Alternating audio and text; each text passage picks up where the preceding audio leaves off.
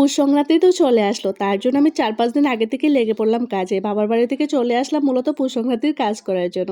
তো সংক্রান্তির আগে থেকেই হচ্ছে সব কিছু একদম ধুয়ে টুয়ে মুছে টুছে একদম সব কিছু আবার নতুন করে রাখতে হয়।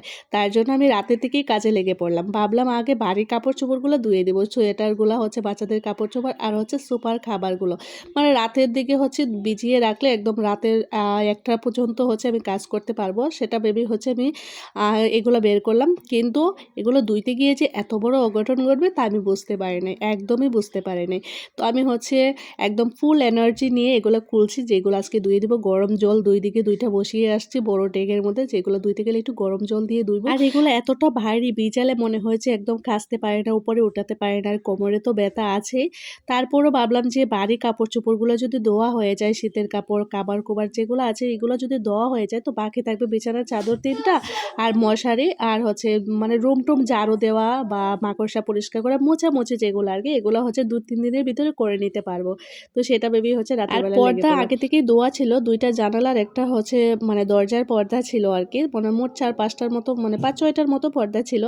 এর আগে এগুলো লন্ড্রিতেই ধোয়া হয়ে গেছিল, তো এইগুলো ভুলে ছিল আর কি। তো এগুলো ভাবলাম যে ধুয়ে নিয়ে দিই। কি অঘটনটা ঘটলো এটা এবার বলি। কাপড় চোপড় ভিজানোর পর আমি খেঁচে নিয়েছিলাম, তো ভাবলাম একটু টায়ার্ড হয়ে গেছি, পরে এসে ধুইব। তো আমি একটু জিরিয়ে এসে হচ্ছে ধোয়ার জন্য গেলাম বাথরুমে। তো মানে কাচার পরে যে জলগুলা ছিল এগুলো পুরো বাথরুম একদম পিছলা হয়ে গেছিলো, যার জন্য আমি পাড়া দিতে এমনভাবে পড়েছি যে মাথায়, হাতে, কোমরে, এমনিতেই তো কোমরে ব্যথা, তারপর হচ্ছে মাথায় একটু ব্যথা পাইছি কারণ ওয়ালের মধ্যে মাথাটা লাগছে। আর ডান হাতটা অনেকটা ব্যথা পাইছি, মানে প্রচুর ব্যথা ছিল। রাতের বেলা 2টা নাপা খেয়ে ঘুমাইছি, প্রচুর ব্যথা ছিল, এতটা কান্না করছি রাতে ঘুমাইতেই পারিনি। সকালে উঠেও একটা নাপা খাইলাম। নাপা খাওয়ার পর হচ্ছে হালকা হাতের ব্যথাটা আর মাথার ব্যথাটা কমেছে, কিন্তু কোমরের ব্যথাটা কিন্তু অনেকটাই আছে। কোমরের ব্যথা তো আমার আগে থেকেই ছিল, কিন্তু এখন অনেকটা বেশি আর কি। তো তারপরে মেয়ে আর আমি দুজনে মিলে আস্তে আস্তে ধুইলাম। কেচে রাখছিলাম তো রাতে আর কোনো কিছু ধুই নাই, এমনিতেই ঘুমিয়ে পড়ছিলাম, প্রচুর ব্যথা করছিল। তো তারপরে হচ্ছে একটা একটা করে ধুইলাম। আর এদিকে হচ্ছে মশলাগুলো ভাঙাবো করতে করতে অনেকটা দেরি হয়ে গেল। তো এখন একদম মশলা নেই বললেই চলে। তো সামনে সংক্রান্তি, পৌষ সংক্রান্তি, তো মশলা আবার কিনতে হবে, তার জন্য ভাবলাম এখনই ভাঙিয়ে নিয়ে আসবো।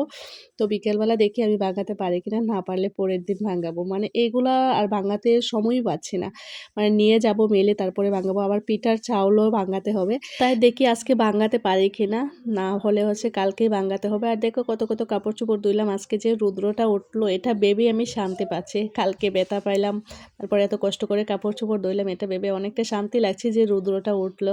তো অনেকটা পরিশ্রম লাগতেছে, সকাল থেকে তো কিছু খাই নাই, সময়ই পাই নাই। তো এখন হচ্ছে স্নান টান করে তো ভাবলাম একটু ফল খেয়ে নিই, আজকে একাদশী। তো দেখো আমি বড় করে হাও করতে পারছি না, কারণ আমার চাপার দাঁতেও ব্যথা, মানে এত শরীরে যন্ত্রণা কি বলবো, মানে বড় করে হা করতেও পারি না। তো অল্প অল্প করে খেয়ে নিচ্ছি, কলা আর হচ্ছে পেয়ারাই আছে। তো বিকালবেলার দেখে দেখে বাজার থেকে কিছু আনাতে পারি কিনা, ইস্কন থেকে। তো আজকে পর্যন্তই, সবাই ভালো থাকবেন, সুস্থ থাকবেন, টাটা।